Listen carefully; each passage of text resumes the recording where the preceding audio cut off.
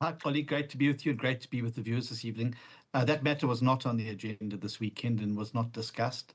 It was rather a broad-ranging discussion around where we're at, what our achievements to date have been, where some of the shortfalls have been, the adoption of the terms of reference for the clearinghouse, and a commitment to meeting more regularly to discuss these issues, which covered a wide range of topics from illegal immigration to unemployment to hunger, and measures that we can streamline government processes going forward. I think there's a recognition that there's 75% of the term left if we're to go the full 5-year term, and we don't have a moment to lose now in dealing with the issues that concern the people of South Africa. I find that odd to believe, Mr. Steenhuisen, that whether or not the GNU should expand, it's something that the ANC has always spoken about. And by the way, you touch on the word agenda. The understanding is that that meeting had no particular agenda. If anything, this was a platform to speak from the heart. So no one raised this issue. Is that what you're saying? Well, it certainly was not discussed this weekend and certainly was not on the agenda. There definitely was an agenda which covered things like the GNU clearinghouse mechanism. The president obviously taking us through his views and opinions on a number of matters. And then obviously discussions around the budget and the upcoming medium-term budget policy statement, and to ensure that the GNU remains on the same track, having learnt a lot of lessons from the last budget process, far more inclusive, far more consensual process here around the budget. And as I said, discussion around some of the priority areas that South Africans are concerned about and which need government's attention. And then also a commitment by the leaders to meet more regularly in this forum to be able to deal with issues and to share views and opinions. All right. So let's perhaps conclude then on matters relating to the GNU and whether or not it is going to stay together, which at this point, it is the view that it is united. Is President Ramaphosa still committed to serve out his full term of office in government? Well, I can't speak for President Ramaphosa, Oli, but having been with the president on the recent trip to the ASEAN region and having been with him this weekend, he certainly seems full of energy, full of commitment to seeing out this journey that we've started to get the country out of the situation where it's stuck. There's an acceptance. We're not broken or we're not destroyed beyond repair. We're stuck. And I think the president has committed to working and using the GNU as a mechanism to get South Africa moving forward again, to get South Africans working again, and to ensure that we have a government that is fit for purpose and in its design, structure, and program to ensure that we can meet the needs of the people of South Africa.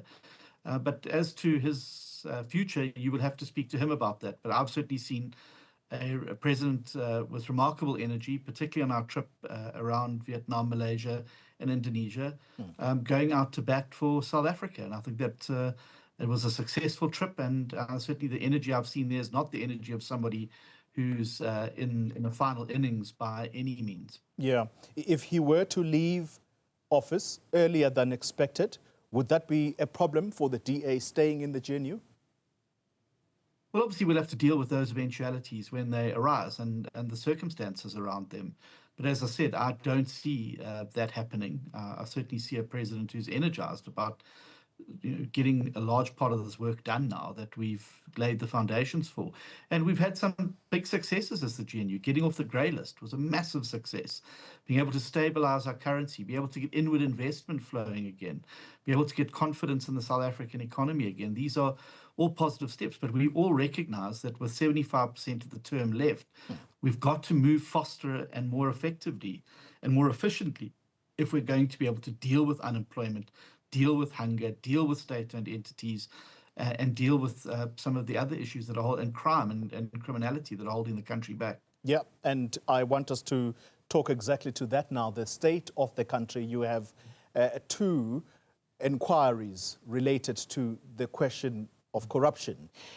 There appears to be pressure, Mr. Steenhuisen, for President Ramaphosa to show political will as one security expert, put it today on this channel, and that is to act on those who are facing allegations of being involved in criminality.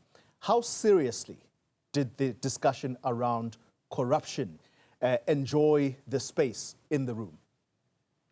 Yeah, well, I think that certainly one of the key topics was the professionalization of the public service, and as you saw from the statement, the depoliticization of the public service and state functionaries. I think there's acceptance across all parties that what is emerging from the Madlanga Commission, as well as the parliamentary ad hoc, is terrible. There's a sepsis that is set in the security sector. And I think that what is required is that once those reports are completed, there needs to be action on them. When the Madlanga Commission was formed, I said very clearly that commissions are as good as the consequences. And what we can't afford, I believe, for the confidence of the public in South Africa and its government, is to have another commission make serious findings against people and nothing happens. So no matter how senior people may be in political parties, no matter how much information they may have on others, there needs to be serious consequences there. And a clear message needs to go out that our state security apparatus and our prosecuting authorities are not up for sale and have to be beyond reproach. And I think that these commissions offer us a really good opportunity to clean out the Augean stables and once and for all build a security apparatus that serves the people of South Africa and not political factions, and that works for the benefit of all South Africans and not for kickbacks from connected individuals. So is there a clear plan to deal decisively with rotten elements, whether it be in cabinet, if not in cabinet, perhaps in the South African Police Service, if not there, also you bring in the judicial system? Is there a clear plan coming out of this meeting I certainly believe that what emerges from the Madlanga Commission will have to be actioned upon. I think that the information that is emerging, the charges are far too serious to just simply turn a blind eye to, or to treat them like other commission outcomes, as we saw with the Sariti Commission of Inquiry and various other commissions of inquiry, where there are just no consequences and those people that involved continue to carry on as they are. I don't think that, given the public outcry now, some of these elements have shocked even a seasoned political operator like myself. The length and breadth of the networks stretching up into the police and judicial services, I think have really shaken us all to the core. And this, we must take those reports now and turn them into tools to firewall these institutions from this ever happening again. And I think that's the opportunity that lies ahead of us. And I've certainly picked up that will from the fellow parties in the GNU. I don't think anyone is happy or comfortable with what's emerging from these commissions. And I think there's now a duty on us as public representatives to act upon the recommendations from the Madlanga Commission and the ad hoc committee in Parliament. And I certainly will be making sure that is front and center and that those who are exposed are held accountable. Yeah. Finally, and briefly, if you can, there appears to be a new policy, or should we say a new blueprint for the South African economy. Was that discussed, and is the DA in unison with its GNU partners that this is the route to take?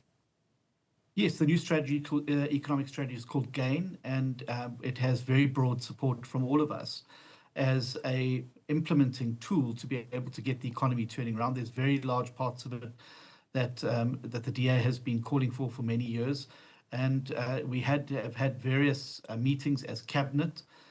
We've had our party interrogating the document, and I do believe that it is the best way of giving expression to the medium-term development plan and translating that into key action steps.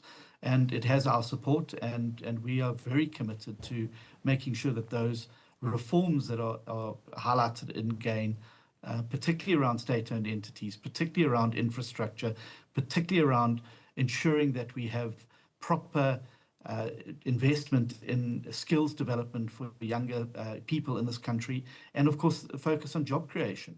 Oh. Those are all contained in it, and we are very supportive of it. John Steenhuisen, leader of the Democratic Alliance.